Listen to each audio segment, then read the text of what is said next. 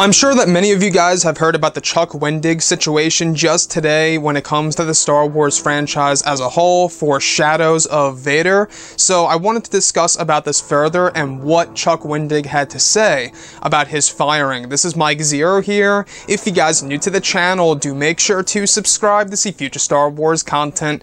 Now, as you all know, Chuck Wendig today, he was fired by Marvel, and which is owned by Disney, and a lot has been happening since then.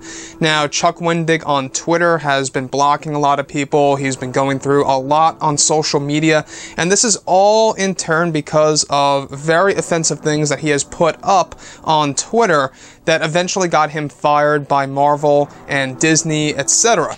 So, looking at everything here, a lot of people have been wondering exactly what happened. Now, what happened is that Chuck Wendig apparently made a lot of comments, political comments, personal comments to people, and this is the thing here. Anybody associated with anything that's working on a big project that's related to Star Wars should essentially act in a way as if he or she were in a normal workplace. You wouldn't have a waiter or a waitress in a restaurant, you know, kind of doing this to customers, so why should it be any different for somebody working for comics or books associated with Lucasfilm, Disney, Marvel, you name it? Why should they be able to act like that on social media? To me, I think it's just unacceptable. I've seen some of the things that were actually shown on Twitter, screenshots, if you will, and I gotta say, it's totally unacceptable stuff, and this is what Chuck Wendig had to say on Twitter. He responded to his firing, and this is what he had to state. So here's a thing that happened. I just got fired from Marvel, taken off issues 4 and 5 of Shadow of Vader, and taken off an as of yet unannounced Star Wars book. This might be a long thread, so apologies in advance.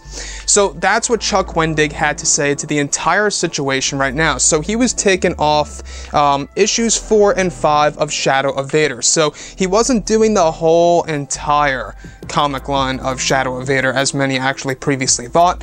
He was only doing issues 4 and 5, but still, you know, it is a lot of work to really plan these things out, draw them out, write them out. It is a lot of work, so they're really going to have to get somebody on board ASAP. But looking at everything else here, this unannounced Star Wars book, he was also taken off of a major Star Wars book. I don't know if you guys know this, but he was actually the person who, I believe, wrote Star Wars Aftermath. Good book, after all, but I will say everything that I have seen on Twitter, totally unacceptable. I mean, nobody should talk like that on Twitter to, especially their customers, right? People who, you know, get into their product, buy their product, and pretty much, you know, promote Star Wars as a whole. I just find it as very unfair. And everything that has been happening with Twitter, social media, this seems to be a problem with a lot of celebrities, a lot of people that are creatives, like directors and writers. It feels like that, I don't know, it's almost as if they don't get a clue. Like, they kind of just do what they want to do, say what they want to say, and don't expect consequences.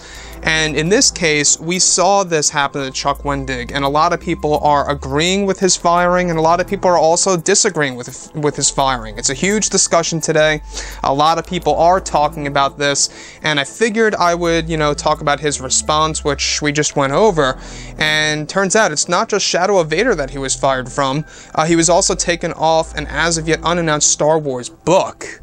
And we really don't know what book that was going to be, but it must have been a major one that was associated with either, let's say, maybe sequel trilogy content or maybe even post-Return of the Jedi stuff. We have no idea, right? So I would love to hear each and every one of you. Drop a comment below, list your opinions about this on Chuck Wendig. How do you view this whole entire situation? Were you ever a fan of Chuck Wendig? Do you actually like his books? Do you not like his books? Do you like his writing style? Would love to hear your input about that below in the comments. And if you guys did enjoy the content for today, do make sure to drop a thumbs up on this video to support the channel. I thank you all so very much for the kind support, and I'll catch you guys next time.